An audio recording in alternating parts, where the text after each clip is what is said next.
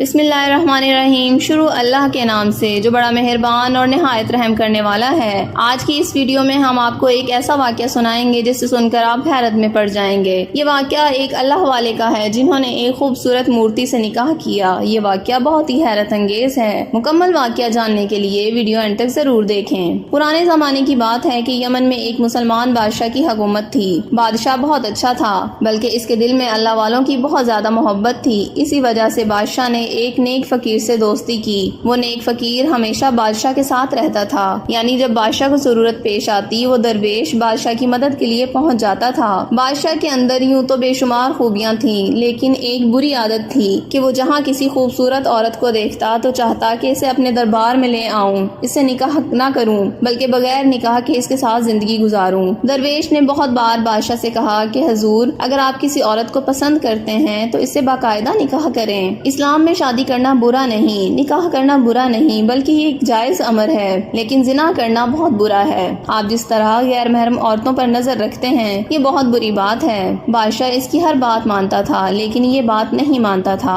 بلکہ اکثر ڈانٹ دیتا اور کہتا کہ دیکھو میں ایک بادشاہ ہوں، میں تمہاری ہر بات نہیں مان سکتا، تمہارے لیے یہ بہت ہے کہ تم میرے دوست ہو۔ درویش یہ سن کر چپ ہو جاتا اور دل ہی دل میں کہتا کہ بادشاہ کو سمجھانا بیکار ہے، لیکن اس درویش نے بادشاہ کو نہیں چھوڑا اور سوچتا کہ کبھی نہ کبھی میرے ساتھ رہ کر بادشاہ میری بات ضرور سمجھ جائیں گے۔ ایک روز بہت تیز طوفانی بارش ہوئی تو فقیر کی جھونپڑی ہوا سے اڑ گئی۔ اگلی صبح بادشاہ نے فقیر کو لینے کے لیے سپاہی بھیجے تو اس کی بیوی نے کہا آپ کو جانے کی ضرورت نہیں ہے، کبھی اپنے بیوی بچوں کا بھی خیال کر لیا کریں، بادشاہ کو تو آپ کی فکر ہی نہیں، شکار پر جانے کی بجائے اپنے جھونپڑی کی طرف دیکھو اور اس کی مرمت کرو۔ اگر بادشاہ کو آپ کا اتنا ہی خیال ہے تو آپ کو کوئی محل کیوں نہیں دیتا؟ بیوی کی بات سن کر اس فقیر کے دل پر بہت برا اثر پڑا، اس کو بہت برا لگا۔ اس نے کہا میرا دوست مجھے بہت کچھ دینا چاہتا ہے لیکن میں اس سے نہیں لیتا۔ بیوی کو اس نے سمجھا دیا، لیکن سپاہیوں نے بات سن لی۔ سپاہیوں میں سے ایک سپاہی نے بادشاہ کو یہ ساری بات بتا دی کہ فقیر کی بیوی آپ کے بارے میں یہ کہہ رہی تھی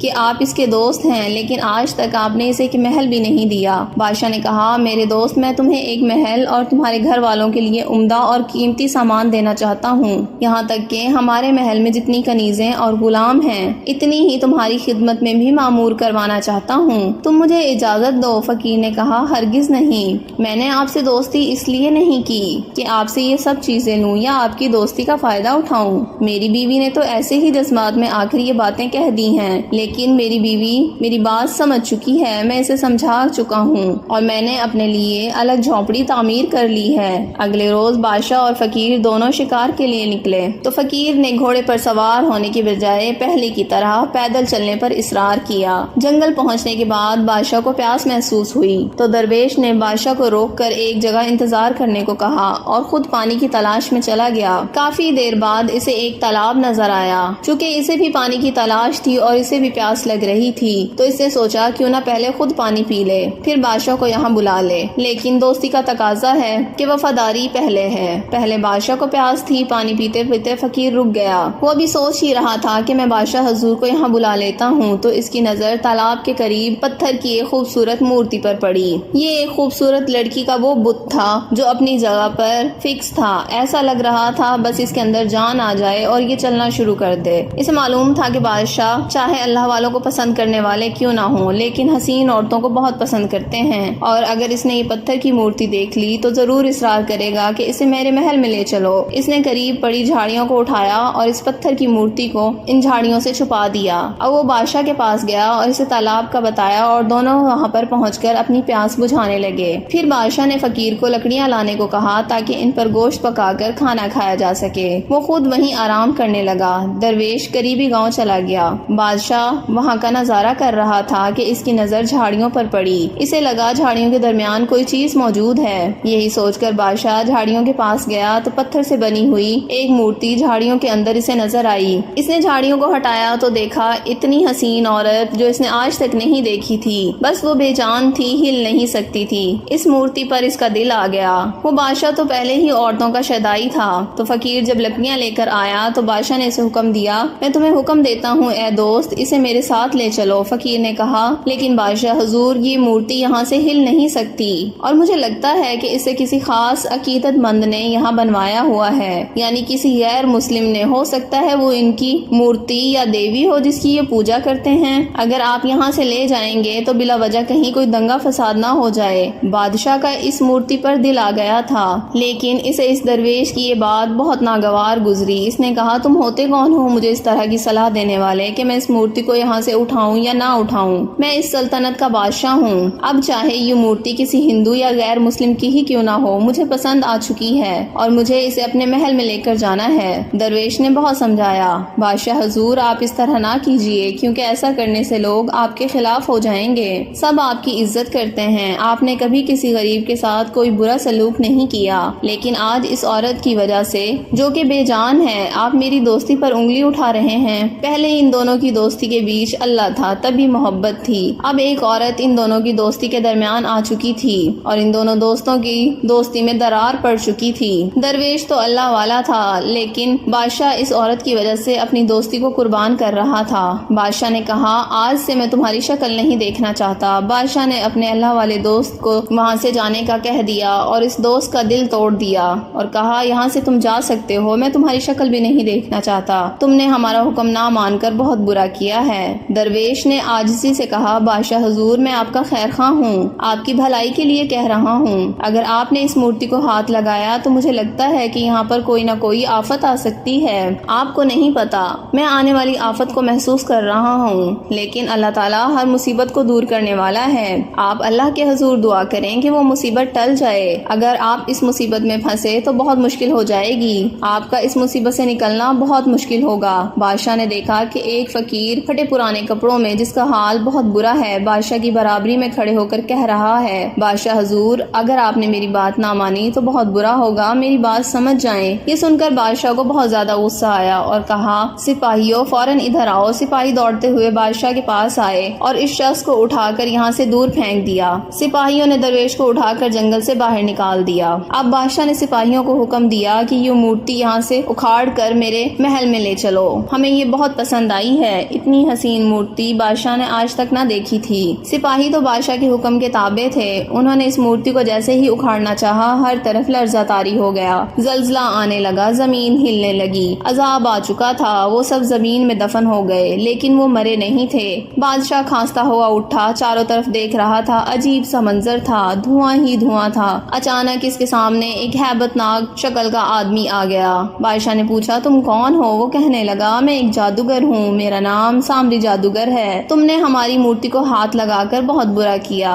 اب جو تمہارے ساتھ ہوگا تم سوچ بھی نہیں سکتے، ہم تمہاری بلی چڑھائیں گے۔ بادشاہ نے کہا کہ تمہاری ہمت کیسے ہوئی مجھ سے اس طرح بات کرنے کی، تم جانتے نہیں میں کتنا طاقتور ہوں۔ وہ جادوگر کہنے لگا، اگر تم طاقتور ہوتے تو زمین کے اندر نہ ہوتے، تم نے ہمارے خدا کو ہاتھ لگا کر بہت برا کیا ہے۔ یہ پتھر کی دیوی جس پر تم نے اپنے ناپاک ہاتھ لگائے اور اسے اکھاڑ کر تم اپنے محل میں لے کر جانا چاہتے تھے، ہماری یہ مورتی اپنے ساتھ لے جا کر کیا ثابت کرنا چاہتے تھے کہ تم مسلمان کچھ بھی کر سکتے ہو؟ بادشاہ نے کہا کہ مجھے یہ پسند آئی تھی اور میں یہ چاہتا تھا کہ یہ میرے کمرے میں رہے۔ وہ آدمی بولا کہ ہماری دیوی ہے، ہم اس کی پوجا کرتے ہیں اور آج تم سب کی بلی اس کے سامنے چڑھائی جائے گی۔ بادشاہ بہت پریشان ہوا اور سوچنے لگا کہ صحیح کہا تھا میرے دوست نے کہ میں مصیبت میں گرفتار ہونے والا ہوں، یا اللہ مجھے معاف کر دینا، ایک عورت کے فتنے میں آ کر اپنے درویش دوست کو میں نے اپنی نظروں سے دور کر دیا، اب تو وہ میرے پاس کبھی نہیں آئے گا۔ پھر بادشاہ دعا کرنے لگا، یا اللہ تو مددگار ہے، میں بھٹک گیا تھا، بہک گیا تھا،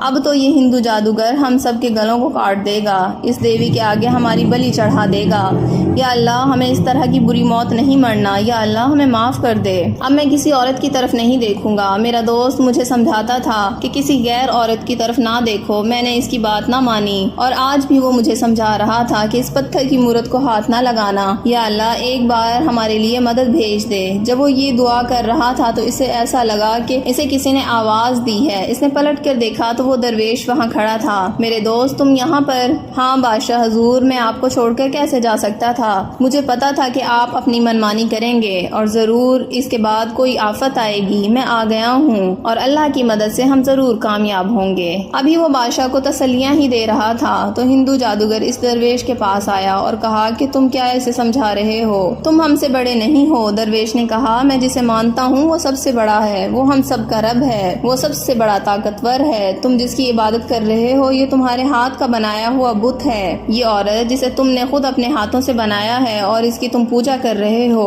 تم اس کے سامنے سجدہ کرتے ہو، یہ تو خود بے جان ہے، یہ چل نہیں سکتی، لیکن ہمارا رب زندہ ہے، وہ قائم ہے، وہ حی یا قیوم ہے، ہمیشہ زندہ رہنے والا ہے۔ اس درویش کی باتیں سن کر جادوگر کو غصہ آنے لگا۔ اس نے کہا، اب میں تجھ پر وہ منتر پڑھ کر پھونکوں گا کہ تو جل کر راکھ ہو جائے گا، پھر اس کے بعد وہ تیرے بادشاہ دوست کو بھی ماروں گا۔ جیسے ہی اس جادوگر نے منہ میں پڑھنا شروع کیا، درویش نے اللہ تعالیٰ کے حضور دعا کی، یا اللہ تجھ سے بڑا کوئی نہیں ہے، یہ جو آج تجھے جھٹلا رہا ہے، یہ جو تیرا منکر ہے، یا اللہ تجھے چھوڑ کر یہ کسی اور کی عبادت کر رہا ہے، اس کے آگے انسانوں کو یہ کاٹ کاٹ کر ڈالتا ہے، یا اللہ اس آدمی کو دکھا دے کہ ہم جس کی عبادت کرتے ہیں اس سے بڑا اور کوئی نہیں، بے شک بڑی قدرت والا اللہ ہے۔ درویش نے دعا کی تو اسی وقت اس مورتی کے اندر اللہ تعالیٰ نے جان ڈال دی۔ وہ مورتی جو پتھر کی تھی، جو چل نہیں سکتی تھی، اللہ تعالیٰ کے حکم سے درویش کی دعا سے وہ زندہ ہو گئی اور چلتی ہوئی اپنے عقیدت مند کے پاس آئی۔ اس نے کہا، تم میری عبادت کرتے ہو جبکہ میں تو ہل بھی نہیں سکتی، میں تو بت ہوں، میں تمہیں آج تک کچھ نہیں دے سکی اور نہ دے سکتی ہوں، تم میرے آگے کتنے انسانوں کو بے گناہ مارتے ہو۔ اب ہندو جادوگر حیرانگی سے اس پتھر کی مورتی کو دیکھ رہا تھا، یہ زندہ کیسے ہو سکتی ہے، یہ کیسے بول سکتی ہے؟ اس نے درویش کو پلٹ کر دیکھا اور کہا کہ تو بھی کوئی جادوگر ہے، تو نے ضرور کوئی منتر پڑھ کر پھونکا ہے۔ درویش نے کہا، یہ میرا کمال نہیں بلکہ میرے رب کا کمال ہے، جو کہ خود زندہ ہے، ہمیشہ رہنے والا ہے، اور جو زندہ کرتا ہے اور جو پیدا کرتا ہے اور پھر مار دیتا ہے اور پھر قیامت کے دن دوبارہ زندہ کرے گا، اسی اللہ نے اس پتھر کے بت کے اندر جان ڈالی ہے۔ اب تو مان جا اے خدا کے منکر، اب تو مان جا۔ اس جادوگر نے کہا، ہاں میں کلمہ پڑھتا ہوں۔ اس کے بعد اس جادوگر نے درویش کے سامنے کلمہ پڑھا اور وہ پتھر کی مورت جس پر بادشاہ عاشق ہوا تھا وہ بادشاہ کے پاس آئی اور کہا کہ تم نے ہمیشہ غیر محرم عورت کی طرف نظر اٹھائی ہے، تم نے شرعی کام نہیں کیا، لیکن اگر تم اللہ کے ماننے والے ہو، مسلمان ہو تو گناہوں سے توبہ کرو۔ اگر تم سچ میں مجھے اپنی بیوی بنانا چاہتے ہو تو تمہیں مجھ سے نکاح کرنا ہوگا، اگر تم نکاح کرو گے تو پھر میں تمہارے ساتھ رہوں گی۔ بادشاہ نے کہا، بالکل میں تم سے نکاح کروں گا۔ وہ زندہ عورت اس بادشاہ کے ساتھ اس محل میں چلی گئی۔ بادشاہ نے اس سے نکاح کیا اور اسے اپنی بیوی بنا لیا۔ پیارے دوستو، امید کرتے ہیں آج کی ویڈیو آپ کو پسند آئی ہوگی۔ اللہ تعالیٰ سے دعا ہے اللہ تعالیٰ ہم سب پر اپنی رحمتوں کی بارشیں برسائے۔ ویڈیو آگے شیئر کر دیجئے، شاید آپ کے ایک شیئر کرنے سے یہ بات کسی کے دل میں اتر جائے اور ہمارے لیے صدقہ جاریہ بن جائے۔